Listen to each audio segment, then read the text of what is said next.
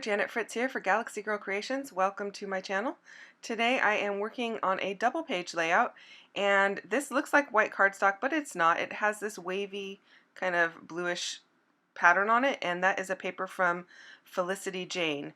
And I don't have a ton of Felicity Jane stuff. I'm not a subscriber to their kit club or anything, but they had some stuff on sale around Black Friday where you could just buy some kits that had, I guess, random papers in them from their prior kits. So it wasn't like I was buying a kit that was given out per on a monthly basis. It was, like leftovers, basically, is what I'm trying to say, and having a difficult time saying.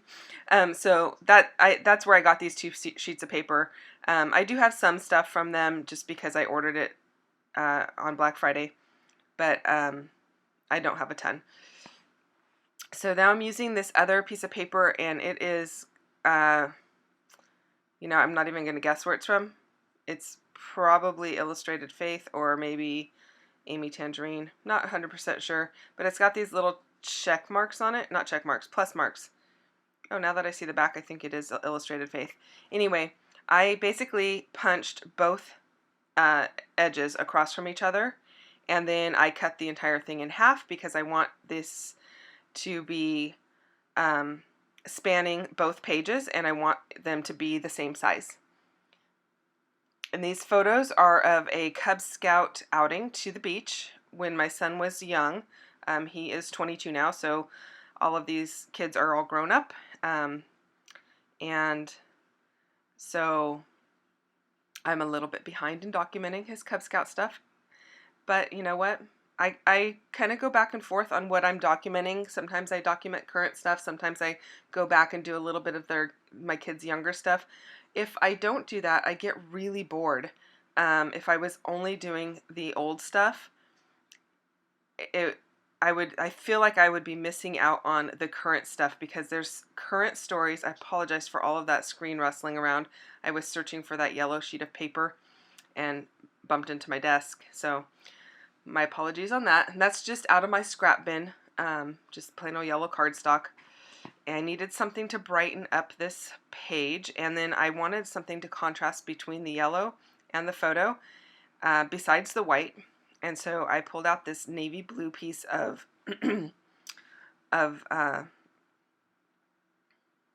tissue paper. Pardon me, I had a frog in my throat for a second. Anyway, so I feel like I would get really bored if I just stuck with all of the stuff from when my kids were young, and I would be missing out on the stories that I currently want to tell, because you know what? By the time I get all of these pictures done from way back when, these were like 2007, if I did that, I wouldn't remember the stories from now. And there aren't a lot of stories going on these pages of when my kids were little. I do have some that have stories, but a lot of these are the who, what, where, when, and why. And this was a scouting event, and so I want to document my kids and their scouting adventures and their 4-H adventures. But I don't have those little stories about, oh, a funny thing happened on this day in particular. There are some, because some of them are well rooted into my mind, and sometimes I'll ask my husband, like on this particular event, I don't even know what beach, I don't know what they were doing, except for they look like they're having a sandcastle building competition, and it's very likely that I might not have even been there because my husband did a lot of the scouting stuff with my son, and I was not necessarily even there. So I had to go to him and ask him what this day was about so that I could journal about it. But I do want to capture that and put it into my son's book because my son remembers those kind of things, but he's not really of the age right now where he is interested in, telling me the stories about this or reliving those stories. He's all about right now, and that's pretty typical with someone his age. So, and that's why I also document the stuff that's going on right now. I just recently documented his birthday, his 22nd birthday, and we went out to dinner, and so I made a page about that. Hey, look, I took the time one night in the middle of the night when I couldn't sleep to swatch my ink colors. And funny thing is, I didn't swatch the ink that I'm actually using right there. That is I think it's Stampin' Up, and it's like I think it's called Azul or Blue. What I swatched was my Catherine Pooler inks and my Gina K inks. So I was just looking in those to see if there was anything better than the option that I was already planning to use. And apparently there wasn't. So I don't know about you guys, but I have been having trouble sleeping at night, which is not unusual for me, but I've been having more trouble since all of this coronavirus thing has hit, and we are sheltered in place and all of that. So, you know, I get up in the middle of the night and work on little things here and there, whether it be organizing or swatching my colors or putting a layout together or something like that. And I didn't have a lot of mojo for a while, so I ended up making a bunch of cards for a nursing home. One of my friends was doing a drive for that, and that was not something that required a lot of creativity for me because I already had a bunch of these little images stamped that I could put on cards. I just had to pull the cards, put some paper on it, and then put the image on it, and then, you know, I was pretty much done. So I did 39 of those, and then that kind of did jumpstart my creativity, and I was able to work on some layouts. So if you're having a hard time too, work on something that doesn't require as much thought as maybe doing a layout does. And whether that be card making or coloring in some images that you've stamped, those kind of things all do help. So that's my recommendation. Not that you asked, but that's my recommendation.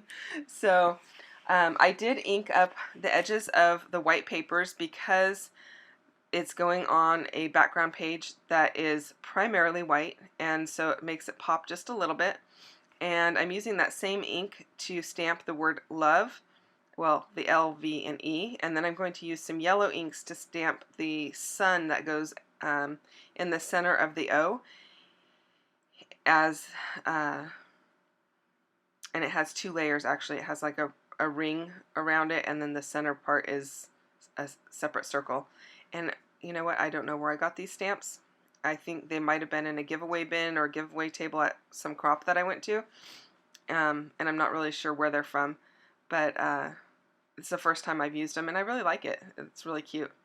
So my title is going to be Love the Beach, and we did quite a few scouting things at the beach, and that was always a lot of fun.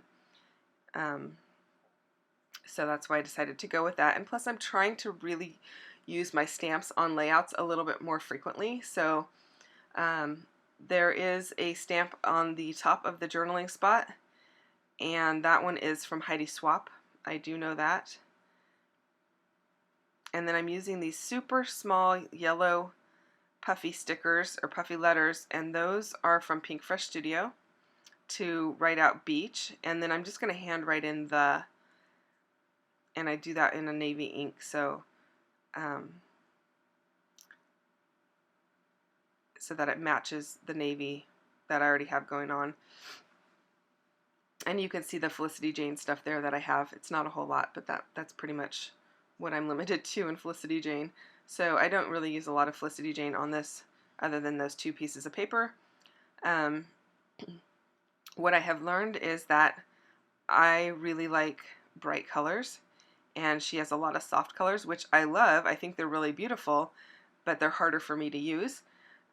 So I am kind of limiting my purchasing of those softer colors to be fewer and further in between, so that I can use some of them up. And I am working more on buying the brighter colors that I am more drawn to using, so that I can use up my stash a little quicker and I don't have stuff just sitting there not being used. Hopefully that makes a little bit of sense. It's only taken me like 20 years to come to that realization that, you know, bright colors are more my jam. I played with putting those stickers up there. This is just a box of yellow ephemera and stickers. that I have a box for every color of the rainbow. So Roy G. Biv. I also have a metallic, an earth tone, black, and white box. And then I have one for multicolored items as well. And then aqua and pink, because we know there's tons of aqua and pink in scrapbooking. But when I'm doing a layout like this, it's not particularly from a particular collection. I'll go to those boxes and pull out things that I think will work.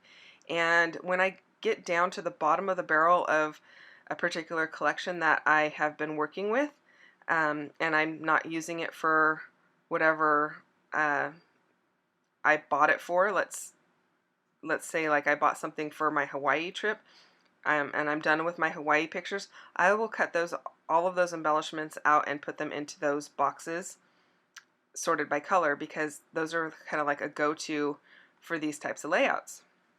So I don't have dedicated paper for this particular like Cub Scout event or anything like that. I can just pull paper from my stash, and then I can pull embellishments from my stash. Now I'm using these wood veneer pieces. I do have a lot of wood veneer in my collection, and I really like that. That's funny, I just called it a collection rather than a stash. I guess it really is kind of both, but anyway, I'm using wood veneer on this one, and I really like that too. And I have these 3 spots that I'm putting my embellishments in, and then I'm going to add a 4th one, because on that first page on the left hand side, I feel like it's kind of and it needs something else in that page. So I'm going to add something in the lower right hand corner of that page, but it's going to span the 2 pages just a tiny bit. I've grabbed a stamp that says "Never Leaving," and it's just a tiny text, and I'm using the same navy blue ink from Stampin' Up. And then this little chipboard piece, I'm going to leave a little bit on the right hand page, but the majority is going to be on the left hand page. And I really like how that kind of just adds to the whole look of the page. It gives it just the little bit of touch down in that area that it needed. Now I've added this clipper ship in wood, and so I'm bringing the wood down into that area, and then I'm going to add some enamel dots in all of those embellishment areas. I'm using these little yellow ones. And then that's pretty much going to do it. So here are the close-ups. Thank you so much for watching. I hope you've enjoyed this video, and I will see you next time. Don't forget to like and subscribe. Bye.